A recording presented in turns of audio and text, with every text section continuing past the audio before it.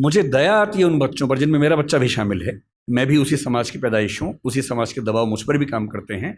और ये रिसर्च मैंने संयोग से अपने बच्चे के प्राथमिक शिक्षा के बाद पढ़ी, पहले पढ़ी होती तब भी मैं क्या करता, दिल्ली में आपको एक भी अच्छा स्कूल मिलेगा ही नहीं जो मातृभाषा में पढ़ाता हो। एक ऐसा माहौल है, मुझे दया आती है उन बच्चों पर। वो घर में जब 9-10 महीने के होते हैं या 3 साल के जब होते हैं तब वो स्कूल जाना शुरू करते हैं। 2.5 साल का बच्चा अपनी भाषा में कॉम्प्लेक्स सेंटेंसेस बनाना सीख जाता है अपने आप, बिना एक शब्द भी पढ़े लिखे।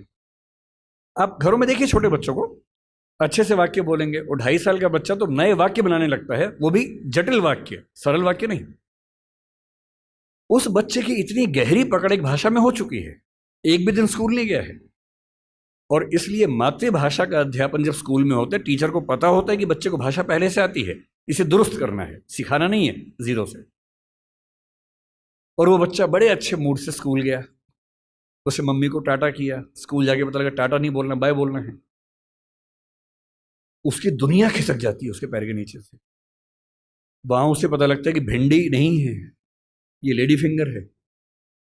तुम जो लाए हो आलू नहीं है, पोटैटो है। रोटी नहीं है, ब्रेड है। ठीक है, ब्रेड तो वो होती है नहीं, वो सब ब्रेड्स होती हैं। समोसा है ही नहीं इंग्लिश में, उसको पता लगा कि होता ही नहीं है तो। और वो बेचारा एक अजीब सी कश्मकश में है। उसे अपनी भाषा में सीखना था कि जीरो क्या होता है, संख्या क्या होती है, एक क्या होता है। उसे अपनी भाषा में सीखना था कि सरकार क्या होती है, दुनिया क्या होती है, चलती कैसे है। उसे सीखना पड़ रहा है कि पहले ये समझो कि दुनिया नहीं वर्ल्ड होता है। अब उसकी आधी से ज्यादा ऊर्जा वर्ल्ड पे अटकी हुई है और बाकी बची खुची ऊर्जा से वो समझ रहा है कि वर्ल्ड होता क्या है। उसकी आधी ऊर्जा लग गई नंबर, शब्द याद करने में, ना कि ये समझने में कि संख्या क्या होती है, नंबर क्या होता है। एक अजीब सी साजिश दुनिया भर में चल रही है कि दुनिया के हर बच्चे को उसकी मातृभाषा से बचपन में ही वंचित कर दो। उसे एक ऐसी भाषा में सिखाओ जहां उसके लिए वो भाषा सीखना अपने आप में चैलेंज हो। और इसलिए आप देखेंगे कि अगर ज्ञान की दुनिया में दुनिया भर की भाषाओं के आम आदमी शिरकत नहीं कर पा रहे हैं, गलती से भी ये मत सोचिएगा कि दिमाग वाले लोग बहुत कम होते हैं और वही आगे बढ़ते हैं। दिमाग वाले अधिकांश लोगों को बचपन में ही खत्म कर देने की साजिश दुनिया भर में चल रही है। और जो अपनी भाषा में पढ़ ही नहीं पाएगा, वो कैसे आगे बढ़ेगा, कैसे सीखेगा। मैंने 10वीं क्लास तक हिंदी माध्यम से पढ़ाई की है, उसके बाद अंग्रेजी सीखी है, ठीक से सीखी है। अंग्रेजी मुझे कहीं कोई समस्या नहीं आती है, इसमें क्या कोई परेशानी है। मैं आज भी अपनी भाषा में गीत सुनने में ज़्यादा खुश होता हूँ। मुझे फिल्म देखनी मैं हिंदी में पसंद करता हूँ, नाटक देखना हो हिंदी पसंद करता हूँ, मजाक करना हो हिंदी में पसंद करता हूँ, पढ़ना हो कोई ऐसा विषय जो हिंदी में नहीं है तो इंग्लिश में पढ़ता हूँ, इसमें क्या परेशानी है। लेकिन मुझे कोई बचपन से ही मजबूर करे कि मुझे दूसरी भाषा में, संयोग से अंग्रेजी है, फ्रेंच भी हो सकती थी, पुर्तगाली भी हो सकती थी, जो जीत जाता उसकी भाषा में ढो रहे होते। ज्ञान विज्ञान की दुनिया में मेरा निजी विश्वास है इस वर्चस्व को तोड़ना बहुत जरूरी है। हम हिंदी में हजारों शब्द क्रिएट नहीं कर पाएंगे 2 दिन में, सही बात है, मुश्किल है। और हमें इतना शुद्धतावादी या प्यूरिटन होने की जरूरत नहीं है कि हम सारे शब्द अपने ही गढ़ेंगे। हम तो इंटरनेट को अंतर्जाल ही बोलेंगे, हम कंप्यूटर को संगणक ही बोलेंगे, तो आप अकेले ही बोलते रहेंगे, कोई पूछेगा नहीं आपको। जो शब्द अंग्रेजी के प्रसिद्ध हो गए उनको मान लीजिए। जापानी भाषा का शब्द है रिक्शा, आप रोज रिक्शा में घूमते हैं, कभी आपने कहा कि रिक्शा को मैं नरयान बोलूंगा? कई लोग बोलते हैं नरयान, कि मनुष्य द्वारा चलने वाला एक विमान या वाहन। क्या बकवास है। अरे जो शब्द जिस भाषा से आया, प्रसिद्ध हो गया, अपना लीजिए उस शब्द को। और उसके बाद भाषा में असली समस्या शब्द नहीं होती है। भाषा विज्ञान में एक होता है जिसको मॉर्फोलॉजी कहते हैं, एक सिमेंटोलॉजी होता है, लेकिन जो सबसे महत्वपूर्ण स्ट्रक्चर है सिंटेक्स है। सिंटेक्स का मतलब है वाक्य का निर्माण कैसे होता है, शब्दों का क्रम कैसे तय होता है। किसी नई भाषा को सीखने में सबसे बड़ी मुश्किल आती है सिंटेक्स सीखने में। आप हिंदी भाषा के सिंटेक्स में अंग्रेजी के शब्दों को शामिल कर लेंगे, रत्ती भर समस्या नहीं आएगी। और इसलिए जिसको हम कहते हैं कि अंग्रेजी माध्यम है और हिंदी माध्यम है, कहने की बातें हैं। मैं अंग्रेजी माध्यम में बच्चों को खूब पढ़ाता हूँ, 8-8 घंटे दिन में पढ़ाता हूँ, और वहाँ भी देखता हूँ कि जैसे कोई मुश्किल कंसेप्ट आता है, जब तक अंग्रेजी में पढ़ाने के बाद हिंदी में भी ना समझा दूँ, उनके चेहरे पर 12 बजे रहते हैं, क्योंकि वो हिंदी भाषी समाज के बचपन से लगातार हिंदी बोलने समझने वाले और अंग्रेजी माध्यम लेके एक ज्ञान की भाषा के तौर पर अंग्रेजी पढ़ने वाले व्यक्ति हैं। हंसी मजाक हिंदी में हो तो ठाके मार के हंसते हैं, इंग्लिश में हो एक आध हंसता है, बाकी इसलिए हंसते हैं कि हंसने की बात थी तो हम भी हंस लेते हैं। नहीं बात बनती। मन की भाषा, आत्मा की भाषा अलग भाषा होती है, ज्ञान की भाषा अलग भाषा होती है, इसमें कहाँ कोई दिक्कत है। और इसलिए मैं आपसे कहना चाहता हूं कि ज्ञान विज्ञान की भाषा के तौर पर, व्यवसाय की भाषा के तौर पर जबरदस्ती एक वर्चस्व का दौर चल रहा है जो खत्म होना चाहिए। मुझे खुशी है कि हमारी वर्तमान सरकार इस मामले में, मैं किसी राजनीतिक दल से ताल्लुक नहीं रखता हूं, मुझे ना सरकार का समर्थक माना जाए ना विरोधी माना जाए, क्योंकि मैं सच में दूरी बना के रखता हूं, बहुत दूर बना के रखता हूं। मैं मुद्दों पर तारीफ करता हूं, मुद्दों पर आलोचना करता हूं। भाषा के मामले में वर्तमान सरकार बेहतर काम कर रही है, ये सही बात है। कई स्तरों पर हमने देखा है। मेडिकल साइंस मध्य प्रदेश से शुरू हुआ, एक ही साल में MP में, यूपी में, उत्तराखंड में शुरू भी हो गया। और मैं कई साल से सोचता था कि मेडिकल साइंस में ऐसा क्या है जो हिंदी में नहीं पढ़ सकते। और सोचिए, डॉक्टर बनने के बाद करना क्या आपको डॉक्टर बन के आम आदमी का इलाज करना है। भारत की आम आदमी की हालत क्या है? डॉक्टर के पास जाता है, उसको एक वाक्य समझ में नहीं आता है। डॉक्टर 4 लाइन इंग्लिश की बोलता है, कुछ मुश्किल शब्द बोलता है, तो वो मान लेता है कि ज्ञानी आदमी है, ठीक बोल रहा होगा। उसे अपनी हेल्थ के बारे में एक वाक्य ठीक से समझ में नहीं आता है। किसी विकसित देश में चले जाइए, डॉक्टर की जिम्मेदारी होती है कि जब तक मरीज सारी बातों को ठीक से न समझ ले तब तक इलाज शुरू नहीं कर सकता है।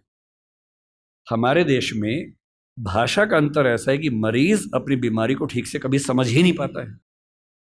ऑपरेशन तक की सहमति ले लेते हैं अंग्रेजी बोल के, वो समझ नहीं पा रहा होता, हाँ तो हो गया, साइन कर, हाँ साइन कर दिया। उसमें क्या लिखा हुआ है कि तुम्हारा ऑपरेशन करेंगे, तुम मर भी सकते हो, मर गए तो तुम्हारी जिम्मेदारी है। कुछ पता ही नहीं उस बेचारे को। क्यों भारत का हर डॉक्टर, तमिलनाडु का डॉक्टर तमिल में क्यों ना बात करे पेशेंट के साथ, कर्नाटक का डॉक्टर कन्नड़ में बात करे, हिंदी का डॉक्टर हिंदी में बात करे, और अंग्रेजी मातृभाषा वाले जो 2,70,000 लोग हैं उनके लिए कुछ डॉक्टर इंग्लिश वाले रख लीजिए। डॉक्टर की भाषा तो समाज की भाषा होनी चाहिए, यही कानून के साथ है। हमारी जुडिशरी इतना जबरदस्त जुडिशियल फ्रीडम, जुडिशियल इंडिपेंडेंस, संविधान का मूल ढांचा है, सब बातें बढ़िया हैं। पर जिस देश की आबादी में 2,70,000 लोग अंग्रेजी मातृभाषा वाले हों, उस देश का सुप्रीम कोर्ट सारे निर्णय अंग्रेजी में ही देगा, ये कहाँ का लोकतंत्र है? यहाँ आपका जो जुडिशियल इंडिपेंडेंस है या जुडिशियल रिस्पॉन्सिबिलिटी है वो कहाँ से ली जाती है? उस समय आपके सुप्रीम कोर्ट में मधु लिमये नाम के व्यक्ति जिद करते हैं कि मैं हिंदी में अपनी बात रखूंगा, आप उनको परमिशन देने के बाद नकार देते हैं कि हमसे गलती हो गई, ऐसा नहीं कर सकते हैं। मेरे देश में, मेरे सुप्रीम कोर्ट में अपनी भाषा में आप बोल भी नहीं सकते। आप 28 राज्यों में से केवल 4 राज्यों में हिंदी में हाई कोर्ट में बात करने की परमिशन देते हैं। पर लोकतंत्र का मतलब क्या होता है? कुछ गिने चुने एलिट्स के हिसाब से जनता अपनी भाषा बदलेगी या जनता की भाषा से प्रशासक भाषा बदलेंगे अपनी? अगर लोकतंत्र है तो लोकतंत्र में जनता की भाषा ही केंद्र में होनी चाहिए, कोई और भाषा केंद्र में कैसे हो सकती है? पर हम लोग इतने आदी हो चुके हैं, हम स्लेव मेंटेलिटी के इतने अभ्यस्त हो चुके हैं कि हम ये प्रश्न कभी नहीं करते। हमारे सुप्रीम कोर्ट के चीफ जस्टिस या कोई जज हिंदी में क्यों नहीं बात कर पाते? और नहीं कर पाते, मैं फिर बार बार कह रहा हूँ, मामला सिर्फ हिंदी का नहीं। मेरी इच्छा है कि सुप्रीम कोर्ट के बहुत सारे जजेस में कुछ को तमिल ठीक से आती हो, कुछ को तेलुगु अच्छे से आती हो, कुछ को मराठी आती हो, कईयों को हिंदी आती हो। और बेंच का फैसला करते हुए ये भी एक पॉइंट ध्यान में रखा जाए कि मामला कहाँ का है और उस मामले में ऐसे जज को प्राथमिकता मिले जो उस भाषा को जानता हो, ताकि केस मेरा है, मुझे हिंदी आती है, मेरा वकील अंग्रेजी में कुछ कुछ बोला, जज ने कुछ कुछ बोला, फैसला हो गया, मुझे पता ही नहीं कि क्या हुआ, और इतना में पुलिस आके मुझे ले गई और मैं परेशान हूं कि हुआ क्या। मेरे मामले के किसी प्रसंग में मेरी भूमिका ही नहीं है, क्योंकि सारी प्रक्रिया 2 ऐसे व्यक्तियों के बीच में चल रही है जिनके पास एक भाषा है जो मेरी भाषा नहीं है, जबकि मामला मेरा है। और कहने को लोकतंत्र है। ये लोकतंत्र नहीं है, ये भाषा के स्तर पर तानाशाही है, बुरी चीज है। और मैं जब भी ये बात कहता हूं, बार बार कहता हूं, ज्ञान की भाषा के तौर पर अंग्रेजी का सम्मान करना जरूरी है, क्योंकि रिसर्च आप उसके बिना नहीं कर पाएंगे। बहुत मामलों में सीखने की जरूरत है, उससे भी, जापानीज से भी, फ्रेंच से भी, सबसे सीखने की जरूरत है। लेकिन आपके देश के सुप्रीम कोर्ट में, हाई कोर्ट में आपकी भाषा बात ना होती हो, ये बुरी बात नहीं है, शर्मिंदगी की बात है। हमें एक समाज के तौर पर शर्म आनी चाहिए, ये उससे कम बात नहीं है। इसलिए जब कोई मुझसे कहते कि राजभाषा के तौर पर आपकी क्या कल्पना है, 14 सितंबर का दिन आज है, हम आज के दिन ये सेमिनार क्यों कर रहे हैं? 14 सितंबर 1949 को शाम को 6 बजे एक फैसला हुआ था। एक अजीब सी अफवाह लोगों ने उड़ा रखी है। कहते हैं कि 14 सितंबर को मतदान हुआ कि भारत की राजभाषा कौन सी होनी चाहिए, हिंदी या अंग्रेजी। वोटिंग हुई, आधे वोट हिंदी के पक्ष में उठे, आधे अंग्रेजी के पक्ष में उठे, एकदम बराबर हो गया। कई लोग संख्या बोलते हैं, 77-77 हो गया। और तब स्पीकर ने, डॉक्टर राजेंद्र प्रसाद ने अपना कास्टिंग वोट दिया, क्योंकि उनके पास अधिकार है कि वोट डाल सकते हैं लास्ट में, अगर बराबर हो जाए तो, हिंदी के पक्ष में दिया, और इससे हिंदी भारत की राजभाषा हो गई। इससे बड़ा कोई झूठ नहीं है। ऐसा कुछ नहीं हुआ था संविधान सभा में, सफेद झूठ है। 12 सितंबर को शाम 4 बजे इस मुद्दे पर बहस शुरू हुई। संविधान सभा की डिबेट्स पढ़ के देखिए, 180 पेज की डिबेट है राजभाषा की, 180 पेज, 1-2 पेज का मामला नहीं है। संविधान सभा के वॉल्यूम 9 में ध्यान से पढ़िए, पेज नंबर लगभग 1130 से 1390 के आसपास का मामला है। 180 पेज की डिबेट है, उसमें खूब मुद्दे हैं, छोटी मोटी वोटिंग हो रही है के मामलों में। संविधान सभा का बेसिक उसूल था कि अंतिम रूप से वोटिंग नहीं करेंगे, सहमति से काम करेंगे। वोटिंग बीच बीच में होती रही। पहला विवाद यह था कि राजभाषा कौन सी हो, हिंदी हो कि अंग्रेजी हो या हिंदुस्तानी हो। अंग्रेजी पर तो बात थी नहीं, हिंदी या हिंदुस्तानी। महात्मा गांधी हिंदुस्तानी कहते थे, पर 1949 में वो थे नहीं। उनका हिंदुस्तानी का मतलब था हिंदी उर्दू का मिक्सचर, जो देवनागरी और फारसी में लिखी जा सके। दूसरा स्कूल ऑफ थॉट हिंदी की बात करता था। अंत में सहमति बनी, हिंदी ही भारत की राजभाषा होगी। राजभाषा यानी सरकारी कामकाज की भाषा। दूसरा सवाल था कि लिपि कौन सी हो, देवनागरी हो, कुछ ने कहा कि देवनागरी और फारसी हो, कि हिंदी को फारसी में भी लिख सके। कुछ ने कहा देवनागरी और रोमन हो, हिंदी को रोमन में, जैसे व्हाट्सएप में लिखते हैं वैसे लिख सके। खूब विवाद हुआ, अंत में हुआ कि देवनागरी ही लिपि होगी। तीसरा विवाद यह हुआ कि जो अंक हैं हिंदी वाले, जो 1 से 0 से 9 तक के अंक हैं, वो हम अंग्रेजी के ढांचे में लिखेंगे या हिंदी के ढांचे में लिखेंगे। इस पर मतभेद था सबसे ज्यादा। इस पर वोटिंग में बराबरी हुई थी। और अंत में वोटिंग से नहीं, संविधान सभा के बाहर की बातचीत में समझौता हुआ। मुंशी साहब थे, के एम मुंशी थे, आयंगर साहब थे, उनकी बातचीत में समझौता हुआ कि ठीक है, अंतर्राष्ट्रीय अंक मान लेंगे। और उसके बाद गहमा गहमी के बाद, 2 घंटे की रिसेस के बाद, 14 सितंबर शाम 6 बजे आखिरी सेशन इस मामले पर हुआ, 2.5 दिन की बहस के बाद। और तब ध्वनि मत से, बिना किसी वोटिंग के प्रस्ताव पारित हुआ कि हिंदी भारत की राजभाषा होगी, देवनागरी उसकी लिपि होगी, और अंकों का अंतर्राष्ट्रीय स्वरूप उसका स्वरूप होगा। इस झूठ को मन से निकाल दीजिए। ये झूठ मैंने भी 1000 बार सुना था अपने अध्ययन के दौरान। हमारे अध्यापकों को भी ऐसा लगता था, मुझे भी ऐसा लगता रहा कई साल तक। संविधान सभा की डिबेट्स बढ़ी तब समझ में आया कि ये भ्रांति है, ऐसा कुछ नहीं हुआ था। पूरी सहमति के साथ भारत की राजभाषा हिंदी बनी थी 14 सितंबर को, और इसलिए आज के दिन को हम लोग हिंदी दिवस मानते हैं। और क्यों ना बनती, आप सोचिए क्यों ना बनती। दुनिया में 2 तरह के देश हैं, एक इंग्लैंड जैसा है, फ्रांस है, स्पेन है, जर्मनी मान सकते हैं, आज के समय के जर्मनी मान सकते हैं, उस समय का तो नहीं, आज के जर्मनी मान लीजिए, आप ग्रीस को मान लीजिए। ये सब देश वो हैं जो एक देश एक भाषा वाले लोग हैं। बांग्लादेश को मान लीजिए, बांग्ला बोलते हैं, एक देश एक भाषा है। पर कुछ देश ऐसे होते हैं जहां एक भाषा नहीं होती है। स्विट्जरलैंड में देखिए, छोटा सा देश है, 3 राजभाषाएं वहां पर हैं। बेल्जियम में देखिए, छोटा सा देश है, पर वहां भाषाएं 1 से ज्यादा चलती हैं। तो उस समय एक डिबेट थी कि भारत का मॉडल कौन सा होगा। क्या हम इंग्लैंड, फ्रांस, जर्मनी के मॉडल पे चलेंगे, या हम स्विट्ज़रलैंड और बेल्जियम के मॉडल पर चलेंगे? तो क्योंकि भारत में भाषाएं बहुत ज़्यादा थी, उस समय हमने 14 भाषाओं को संविधान में स्थान दिया। शुरू में 13 को दिया, बाद में एक और जोड़ दिया। तो अब तो खैर 22 भाषाएं हैं 8वीं अनुसूची में। डिबेट ये थी कि भारत की राजभाषा कौन सी हो। ऐसे मामले में दो ही फैसले हो सकते हैं। एक तो ये हो सकता है कि भाई जितनी महत्वपूर्ण भाषाएं सबको बना दो। अगर सबको बनाएंगे तो हर डॉक्यूमेंट 10 भाषाओं में बनेगा, वो आसान काम नहीं है।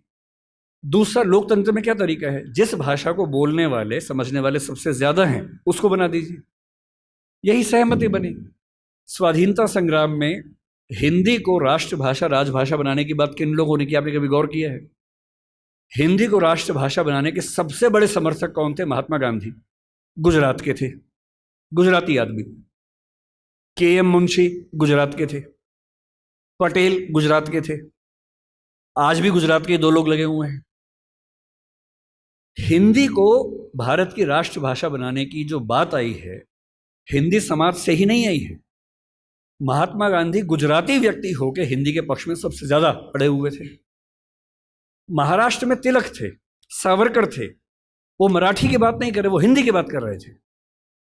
पंजाब में लाला लाजपत राय थे। आप बंगाल में जाएंगे, केशव चंद्र सेन से परंपरा शुरू होती है, सुभाष चंद्र बोस तक परंपरा जारी है, वो सब हिंदी की बात कर रहे हैं। पूरे भारत में, दक्षिण भारत तक में ये सहमति बन गई थी। महात्मा गांधी ने पूरी एक संस्था खड़ी की, दक्षिण भारत हिंदी प्रचार सभा। कितने साल तक काम करते रहे वहां पर। एक सहमति बनाई पूरे देश में, क्योंकि इतना बड़ा स्वाधीनता आंदोलन बिना एक भाषा के नहीं चल सकता। बेबीलोन की कथा बन जाती, बाबेल जैसी, कि सब लोग अलग भाषाएं बोलते हैं, लड़े कैसे अंग्रेजों से।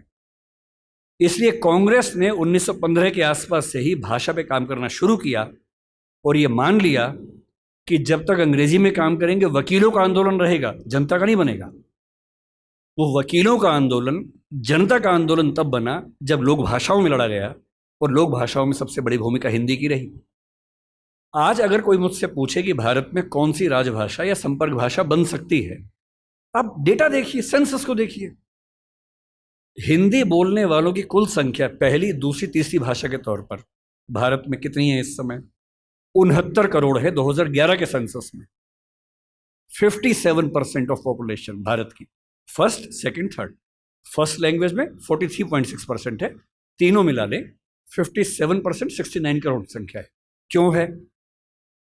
10 राज्य हिंदी भाषा वाले हैं। फिर वो सारे राज्य जो संस्कृत से ही बने हैं, वो हमारे ननिहाल के हैं। इसलिए आप महाराष्ट्र जाएंगे, क्योंकि मराठी संस्कृत से बनी है, आपको मराठी हिंदी में दिक्कत नहीं आती, क्योंकि दोनों की रूट सेम है। यही गुजराती में है, यही पंजाबी में है, यही सिंधी में है, यही असमिया में है, यही ओडिया में है, यही बांग्ला में है।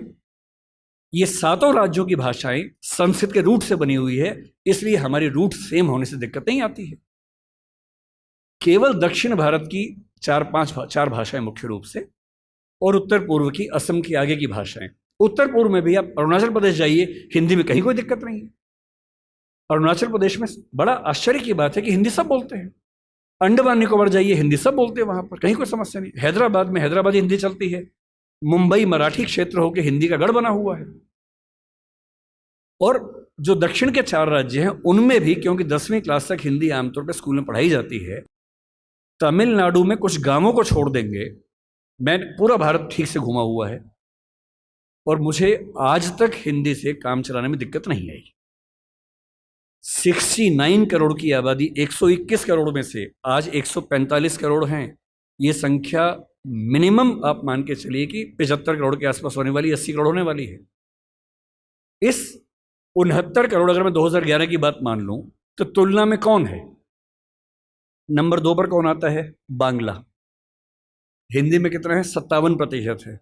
बांग्ला में कितना है? 9% है। आप किसे बनाएंगे राजभाषा भारत की? संपर्क भाषा किसे बनाएंगे? 57% के बाद सीधा 9% है। नंबर 3 पे मराठी आती है, अभी आ गई है। पहले नंबर 3 पे तेलुगु थी, अब मराठी आ गई है। कितना है? 8.7% है। नंबर 4 पर तेलुगु है, 8% के आसपास है।